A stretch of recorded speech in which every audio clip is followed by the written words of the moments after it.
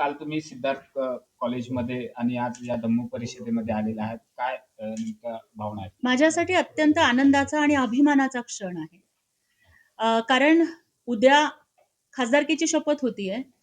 ती एप्रिल महिन्यामध्ये होतीये, की ज्या महिन्यामध्ये भारतीय राज्यघटनेचे शिल्पकार विश्वभूषण भारतरत्न डॉक्टर बाबासाहेब आंबेडकरांचा जन्म झाला. की जसं वामनदादा म्हणतात, उद्धरली कोटी कुळे भीमा तुझ्या जन्मामुळे.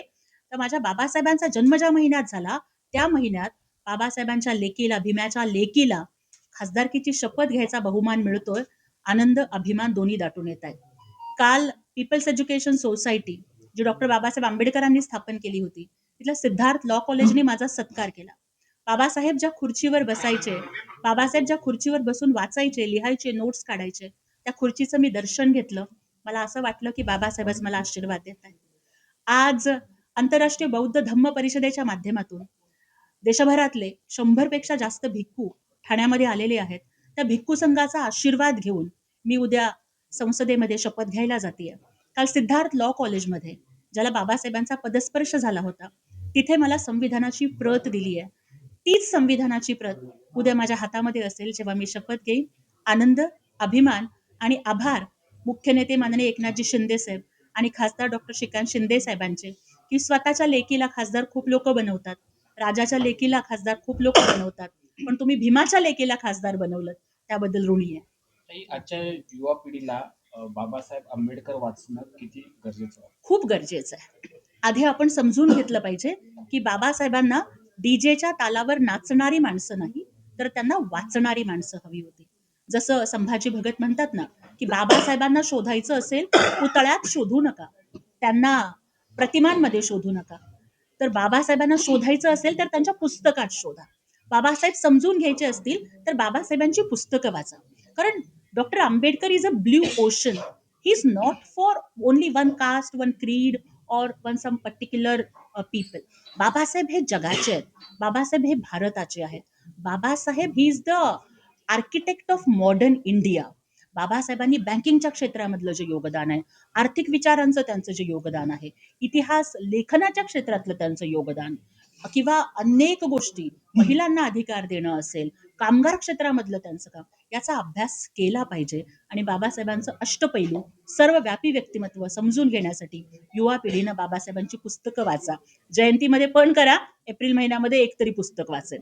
ताई, आपण जर बघितलं बारामतीची पोटनिवडणूक होणार आहेत आणि मुख्यमंत्र्यांनी जसं सर्व पक्षांना आवाहन केलं की सर्व पक्षांनी पाठिंबा दिला पाहिजे. सुनेत्रा पवार यांनी देखील उद्धव ठाकरेंशी चर्चा केली. मात्र संजय राऊत म्हणतात आहे की अजूनपर्यंत उद्धव ठाकरेंनी सुनेत्रा पवारांना पाठिंबा दिला नाहीये आणि काँग्रेसच्या वतीने देखील त्या ठिकाणी उमेदवार देणार आहेत असं देखील म्हटलं जातं.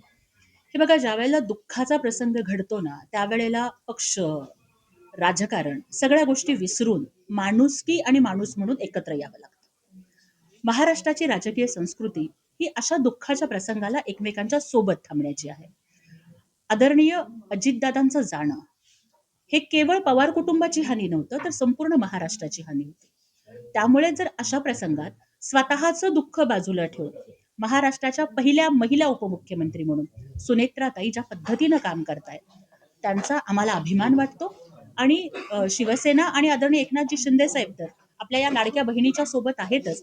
पण मला या सगळ्या राजकीय पक्षांना आवाहन करायचंय की अशा दुःखाच्या प्रसंगी सुद्धा जर तुम्हाला राजकारण सुचत असेल आणि तुम्ही जर अजून सुद्धा सुनेत्राताई ज्या आपल्या पतिनिधनानंतर सुद्धा देशसेवा, समाजसेवा आणि महाराष्ट्राची सेवा करण्यासाठी पुढे येतात, त्यांना पाठिंबा देण्यासाठी जर तुम्हाला एवढा वेळ लागत असेल, तर तुमच्या संकुचित बुद्धीची आणि कोत्या मनाची कीव येते मला. सामाजिक कार्यकर्ता अंजनी दमानिया यांनी एक- अनेक लोकांची सीडीआर काढलेली आहे.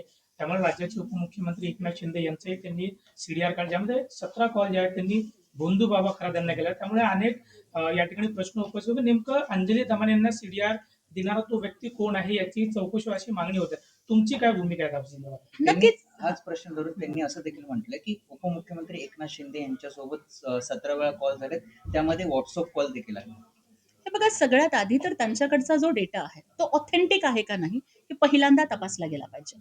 जे आम्ही माध्यमांच्या मधून बातम्या बघितल्या तिथं कुठेतरी हातानं लिहिलेले ते नंबर आणि आकडे वगैरे आहेत.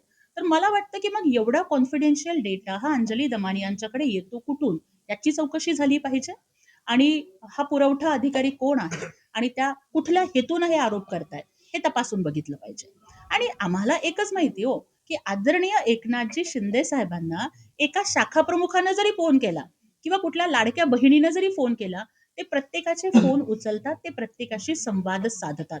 त्याच्यामुळं एक महिला म्हणून म्हणजे आपण बघताय की आदरणीय एकनाथजी शिंदे साहेबांनी लाडक्या बहिणींना कशी संधी दिली आहे, ठाण्याच्या महापौरपदी सुद्धा महिला आहे.